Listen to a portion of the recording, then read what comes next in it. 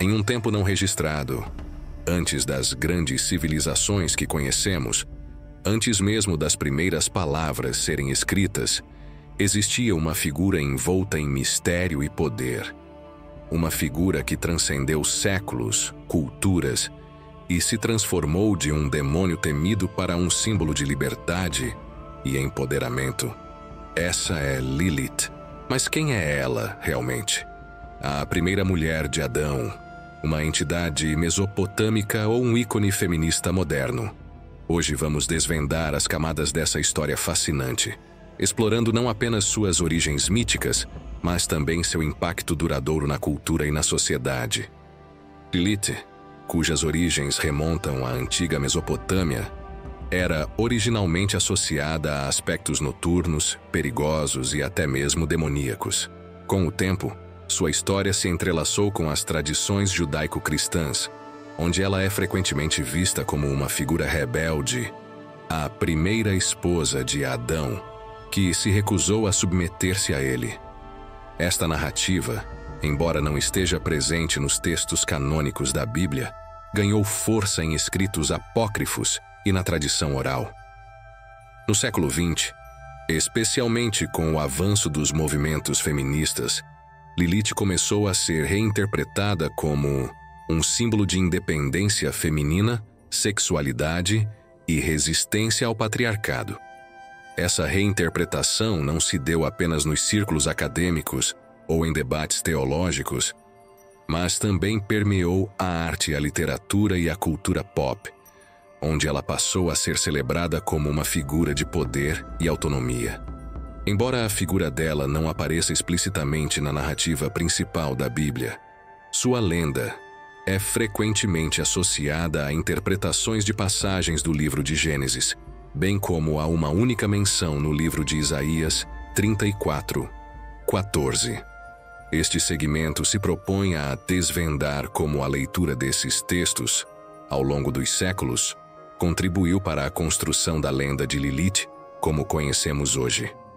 No coração do livro de Gênesis, encontramos duas narrativas distintas sobre a criação do homem e da mulher. A primeira, em Gênesis 1:27, diz: Criou Deus, pois, o homem à sua imagem, a imagem de Deus o criou. Homem e mulher os criou. Já em Gênesis 2:20-22, podemos notar uma outra descrição que diz: Então o Senhor Deus fez cair um sono pesado sobre Adão, e este adormeceu. Tomou uma das suas costelas e fechou o lugar com carne. E da costela que o Senhor Deus lhe havia tomado, formou a mulher e a trouxe a Adão. Esta, afinal, é osso dos meus ossos e carne da minha carne. Ela será chamada mulher, porque do homem foi tirada. O que mais nos dá margem à interpretação é a continuação do texto, onde diz: Esta, afinal, é osso dos meus ossos e carne da minha carne. A aparente discrepância entre essas duas versões da criação tem sido fonte de debate e especulação, servindo como um terreno fértil para a lenda de Lilith emergir como uma possível primeira mulher criada junto a Adão, mas desaparecida da narrativa bíblica oficial. A Mesopotâmia, considerada o berço da civilização, foi o lar de sociedades ricas e complexas, como os sumérios, acádios, babilônios e assírios. Essas culturas deixaram um legado profundo de inovações, literatura e mitologia, com seus deuses e demônios entrelaçados na vida cotidiana e na compreensão do cosmos. Dentro do panteão mesopotâmico e seus mitos associados, figuras semelhantes a Lilith, conhecidas por diferentes nomes e atributos, aparecem como entidades noturnas ou espíritos associados ao ar e à escuridão. Eles eram frequentemente invocados em contextos de proteção contra malefícios e em rituais para afastar doenças e espíritos malignos. Figura mais diretamente relacionada a Lilith é a Lilitu, mencionada em textos acádios e outras inscrições. As Lilitu eram consideradas demônios femininos associados à noite, à sexualidade desenfreada e à predação de recém-nascidos e mães.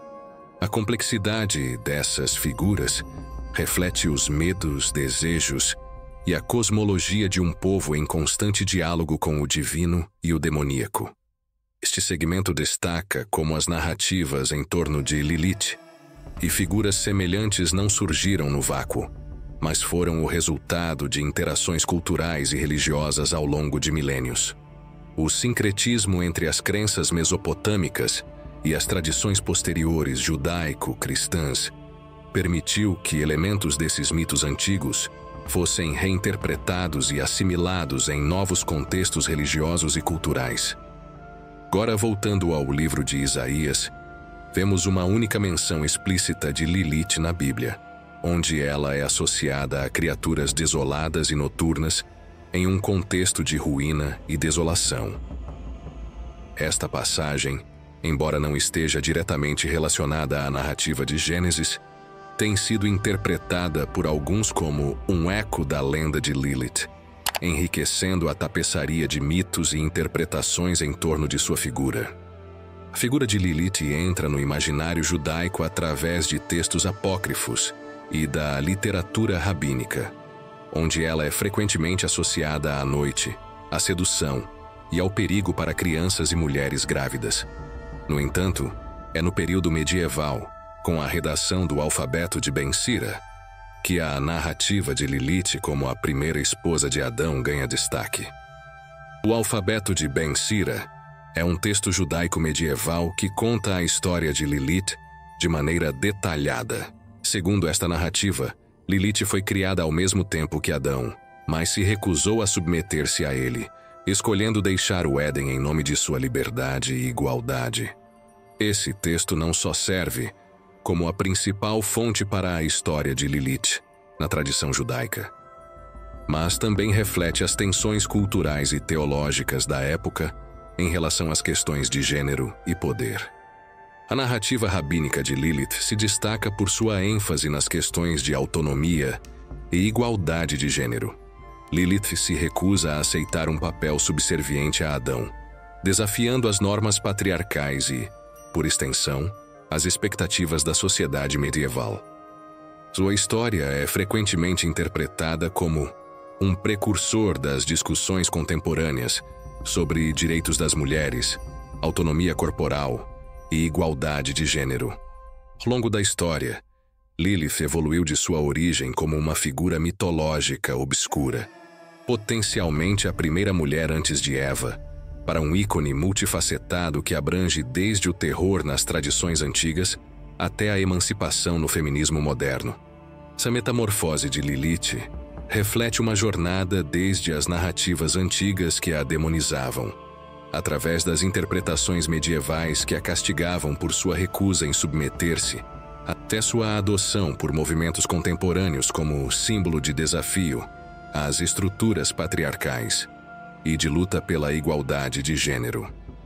A complexidade de suas representações ao longo do tempo, como demoníaca, como desafiadora, como protetora, ilustra não apenas as mudanças nas percepções culturais e religiosas sobre o feminino e a autonomia, mas também destaca a capacidade das sociedades de reimaginar e ressignificar mitos antigos, em contextos novos e relevantes, usando-os como veículos para discutir e promover mudanças sociais.